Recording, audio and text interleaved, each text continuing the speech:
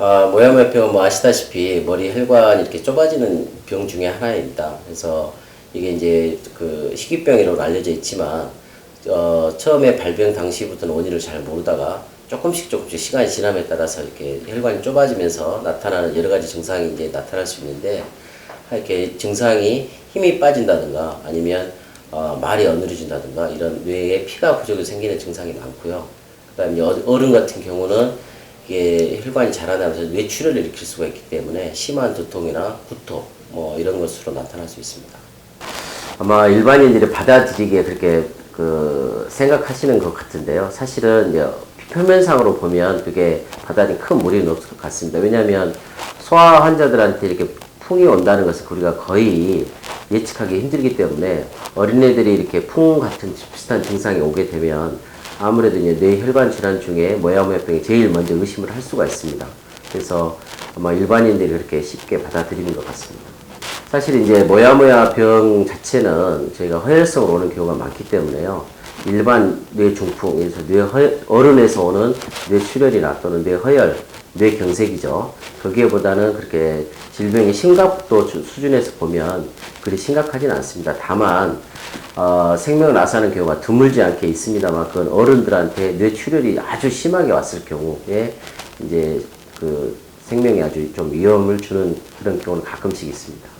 그것은 아니고요. 이제 예전에 보면 우리가 유전성 질환이랄지 뭐 이런 것에 그런 얘기가 있었습니다만은 의학적으로 근거가 있는 얘기는 아니고요. 아마도 우리가 이제 경제적으로 힘드신 분들이 어떤 의료 혜택을 받을 기회가 많지 않기 때문에 발견 확률이 조금 낮아서 어쩌다 검사했는데 그런 게 발견이 되기 때문에 아마 그런 그 좀 잘못된 소문이 이렇게 와전돼서 얘기가 들린 것 같습니다. 최근에 이제 모야모야가 유전성이 좀 있다 이게 알려져 있는데 그 퍼센트는 한 10명에 1명꼴로 이렇게 되어 있고요. 특히 이제 모계 쪽, 어머니 쪽이 모야모야가 있는 분들이 우리 자식들한테 유전되는 경우가 조금 많은 것 같습니다.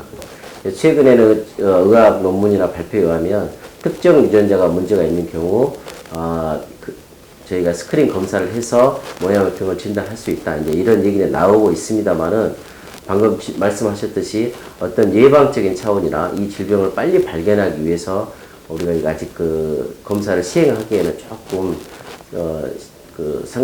시기적으로 이른 감이 없지 않아 있습니다. 크게는 아까도 말씀드렸듯이 증상은 다양하게 나타날 수 있는데 우리가 아까 어린애들한테 한쪽 힘이 빠지거나 또는 어른들한테 심한 두통이 있거나 이제 이렇게 되면 저희는 의료 보조 시스템이 잘 되어 있기 때문에 CT나 MRI 검사를 많이 하는데요. 이제 우리가 흔하게 경험하지 못한 증상들, 예를 들어서 심하게 어지럽다든가 머리가 아프다든가 또는 한쪽에 힘이 빠진다든가 말이 어눌해진다든가 이런 신경 증상이 나타나게 되면 우리가 이제 CT나 MRI 쉽게 하게 되는데 그런 증상들이 내가 평소에 경험하지 못한 이상 증세가 나타나면 검사를 해보는 것이 좋겠습니다. 검사 방법은 요즘 의학 기계들이 너무 발달을 해가지고 특히 신경계 쪽은 많이 발달이 되어 있습니다. 그래서 머리 혈관을 검사할 수 있는 기계들로 검사가 가능한데요. 그게 CT나 MRI 또는 머리 혈관을 볼 수 있는 혈관 조영술이라는 검사가 있습니다. 이런 세 가지 정도의 방법을 통해서 모야모야병을 확진할 수 있습니다. 현재 증상에 따라서 달라질 수 있습니다. 첫 번째는 이제 증상이 없는 경우는 아까 말씀드렸듯이 모야모야 이 병 자체가 조금씩 진행하는 병이기 때문에 올해는 증상이 없지만 내년이나 내후년에는 증상이 나타날 수 있거든요. 그런 경우는 약물적인 치료를 하고 그 다음에 증상이 조금 심각한 경우는 수술적인 치료를 할 수 있습니다. 수술은 허혈을 보강해주는 그런 치료 방법인데요. 바깥에 혈류를 보충해줄 수 있는 혈관들을 이렇게 연결을 한다든가 아니면 씨앗을 뿌려서 뿌리가 내릴 수 있도록 하는 수술 방법이 여러 가지 방법이 있는데 환자의 상태에 따라서 저희가 가장 알맞는 수술 방법을 취해서 할 수 있습니다.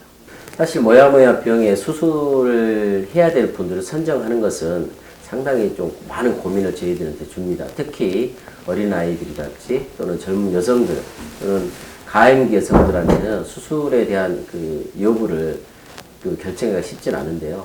그러나 수술을 반드시 해야 되는 경우는 어린아이들한테 힘이 빠지는 증상, 즉 지금 허혈성 뇌혈관 질환이 의심이 될 때는 어린이한테는 수술을 하는 게 좋습니다. 왜냐하면 그런 경우에 수술을 안 하게 되면 뇌경색으로 진행돼가지고 영구히 살릴 수 없는 그런 그 치명적인 결과를 초래하기 때문에 하는 게 좋고요.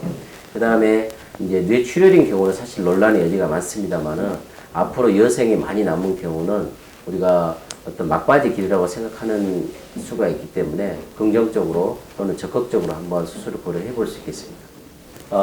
전체적으로 이제 머리를 저희 신경외과 의사들이 머리를 여는 수술, 즉, 얘기를 할 때는 100명 중에서 3명 정도, 약 3% 미만의 전체적인 뇌합병증을 얘기를 합니다. 그러나 모야모야병은 이게 사실은 원인을 잘 모르는 미상의 질환이기 때문에 그런지 모르겠지만 전체적인 합병증 빈도가 3%보다 조금 더 높습니다. 대략 한 5에서 7% 정도 얘기를 하거든요.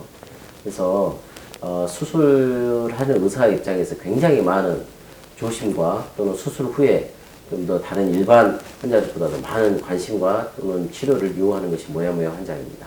그러나 사실은 왜 이 일반 환자들보다 약 2배 정도의 합병증이 더 많을까? 그 원인은 사실은 잘 모르고 있는 실정입니다.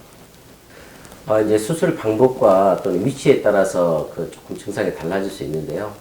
초기에 수술을 어느 정도 해서 혈관 자라나는 상태에 따라서 좀 다릅니다. 그러니까 뇌가 혈관이 막히는 속도와 밖에서 수술 후에 혈관이 자라는 속도가 서로 밸런스가 맞으면 증상은 별로 없고 그것이 사실 여생에 크게 영향을 주지 않습니다만은 혈관이 막히는 속도가 밖에서 들어가는 속도보다 더 빠르게 되면 아무래도 허혈 증상이 또 나타나게 되겠죠. 그러면 2차 수술을 필요로 할 수도 있습니다. 퍼센트는 극히 낮습니다. 그렇지만 이게 이제 희귀 질환이고요. 유전성 경향이 어느 정도 한 10% 있는 질환이고 앞으로 진행하는 그 경과를 취하기 때문에 질병 자체가 사실은 예방적인 방법이 있다 이렇게 단언적으로 말하기는 쉽지 않고요. 이제 평소에 진행 속도를 조금 줄여준다고 알려져 있는 약물적인 치료를 하고 본인이 평소에 이제 지내시면서 증상의 변화가 있었을 때는 담당한 선생님을 찾아가서 빨리 상의하는 것이 아마 최선의 예방책이자 치료의 방법일 것 같습니다.